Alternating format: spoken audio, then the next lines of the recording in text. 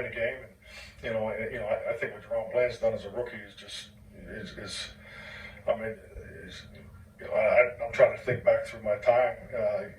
To have that kind of impact. Never playing inside and getting your start inside a nickel and then moving back outside. So. Woo! Mike talking. Y'all better listen.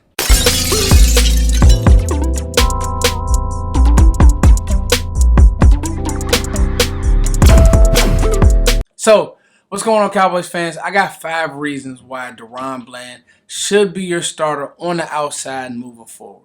Hope you guys had a great Christmas. I'm not gonna take too long to get into the meat and potatoes of this video because honestly, if you all would have told me that a rookie from Fresno State would have 5 interceptions, the tackles that he has to this point, and honestly playing the way he's playing, I wouldn't have believed you. Well, Daron Bland has done just that, and I have 5 reasons why it's time to take the training wheels off. It's time to stop the spot duty and this, that, and the third. And we'll talk about more of it at the end, but he's your guy on the edge for the now and for the foreseeable future. And if he doesn't do anything to lose that job, you need to keep him there. Reason number 1, he has a short memory. There have been times in the Jags game, even in the Colts game, and he had a phenomenal game in the Colts game, and even in the Philly game where he got beat. He's a rookie. It happens. But what he does that I think most corners, and we saw it with Kelvin Joseph, and this is not a knock, or we're not going to continue to throw dirt on Kelvin Joseph, but the truth is, as a DB, you have to have a short memory. You have to have next play, they got me, good route, boom, I'm coming back and I'm gonna get it, I'm gonna get back. I think that's one of the things that Diggs has that he does so well. That if he gets beat or if there's an issue, he will fight back or he'll battle to the end or whatever the case may have. I mean, Diggs was sick last week, and even against Philly, Diggs really didn't play his best ball. But I think every DB has to have a short memory. I think quarterbacks have to have a short memory. I think tackles have to have a short memory. And I think DBs, specifically corners, have to have a short memory. This guy's a rookie. He's playing at Fresno State. Now you in the bright lights of the Dallas Cowboys, but the fact that he's able to have that short memory, the fact that he always bounces back. Even if he gets beat, he's right there. He's okay, cool, you got me. So I just think that's one of the number 1 qualities of a good outside corner, of a franchise outside corner, is a short memory. Number 2, consistency. All right, whether it's been in training camp, preseason, early in the Washington game where he had that big play, and then up until now, he pretty much took over the Colts game. He's taking interceptions away from Quez Watkins. Like, dog, he is a consistent player. He'll get beat. He'll come back. But then he'll also have these PBUs, these pass breakups. He's where he's supposed to be. He tackles. And we'll talk more about that part of it. The fact that he's a consistent player that you can rely on, you can't leave certain things up to chance. He's been more consistent than Nashawn Wright, who Nashawn Wright actually played well this game. He was where he was supposed to be, and he's obviously been more consistent than Kelvin Joseph. And some would say this Anthony Brown injury kind of opened up the doors for Bland to continue to really be a stud that he is, and his development just keep going up. And Al Harris gets a lot of credit, man. Like, Al has these guys ready to go. And I think we said early on in the year, the strength of this team will be our secondary. And there are times, and Gardner Minshew, he went crazy, but I still think that is one of the strong suits of this team is our secondary.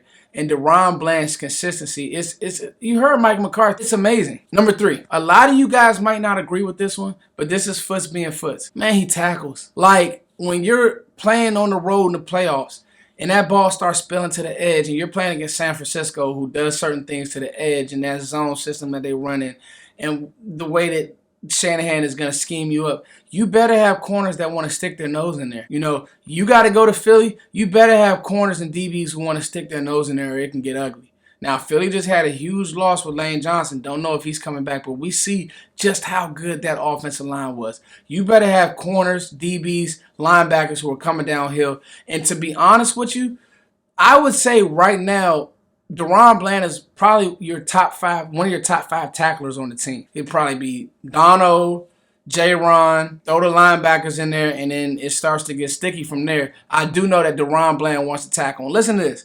26 solo tackle, 45 combined tackles. He's played safety. He's been in a slot. Obviously, he's extremely versatile. I just think that to have those numbers as a rookie and to want to tackle and to want to be physical, that's something that you can't coach. Any of you guys who coach on any level, you know the guys who want to do it. You know, many would argue that Diggs doesn't want to tackle, and that's okay. Like, the greatest DB of all time didn't want to tackle. That's fine. If you can cover, if you're sticky in coverage, most coaches will give you a pass for not making tackles. But the fact that he does want to tackle, it gives me very Antoine Winfield vibes. And I just think that the fact that you have a player who will stick his nose in there, he's a great tackler. Like, he's not just a throw your shoulder. No, he's an amazing tackler. And you're going to need that down the road. And I think Daron Bland is. The fact that he wants to tackle, I think is amazing. Let's get some more of my notes. Number 4, he's a smart player. Not many players have the versatility to be able to go from the edge to the slot, back to the edge, back to the slot, and play this ring around the rosy and be good at it. Like, I showed reps where he's able to sit on plays against Jacksonville. I saw reps where he's able to break on balls against the Colts. I mean, like, he's special. And that is between the ears. Like, and that's the part where it's like you have a certain trust for him that the answer, your DB answer outside of Diggs might be right in front of your face if you give it an opportunity. I think that the fact that he's smart, he's versatile, it makes the world of difference because some of these guys, they can't play inside. They just wouldn't be able to do it for a whole game. You out your mind. But the fact that he's done that, he's passed that test already in his young career, I think the sky's the limit, but you got to keep him on the edge on their guys. Like, he's a true number 2 to Diggs. For the rest of the season, he's your answer. Let McKenzie and all those guys deal with it. And then number 5, and this is something that I don't think that a lot of people have really sat, taken a deep breath, and really looked and said, dang, I didn't realize this. Dog, Daron Bland got nice size. 6'2", 200 pounds. He ain't a shrimp out there. And it shows the way he throws his body around, the way he plays with hands, the way he stays in phase. And he's a fast guy. He's a 4'4" athlete. So, you know, in scouting, what they say is a lot of these athletes slip through the cracks. He's definitely a gem. And you heard Mike McCarthy was at a loss for words.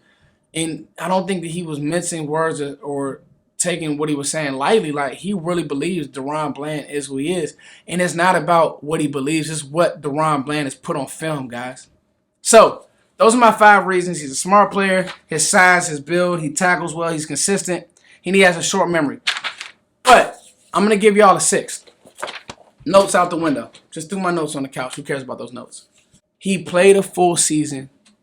He went through the ups and downs. Now the second season starts. The playoffs, he hasn't hit a rookie wall, knock on wood. He hasn't hit a rookie wall, and I believe that you can't play around with Nashawn right on the edge when you're going to Green Bay. You can't play around with Nashawn right on the edge when you're going to San Fran or when you're going to Philly. You want to have a guy in there who you know is going to seize the moment and make plays. And I think that this is the guy who will do that. You need to keep him on the edge for the rest of the season. Figure it out with your slot situation. You know, you figure that part out. But I think that on the edge, you can't play these games because teams will try to take advantage of you. And I think that he's ready. The training wheels are off. Let the leash off. Let him go. It's your boy Foots the King, guys. Big win coming off of that win against Philly. I think that Dallas has shown a lot. I think that, yes, the defense did get exposed a little bit, but help is on the way. Sam Williams is on the way. LVE is on the way. Jonathan Hankins is on the way. Help is on the way. And I think that if you can continue to score, if Dak can continue to play his best football, because that's what I told you guys, he's playing his best football, you can get more performances like you've been getting from Daron Bland. I think that you'll be in good shape. It's your boy Foots as always. Thank you guys for liking, sharing, and subscribing. Peace.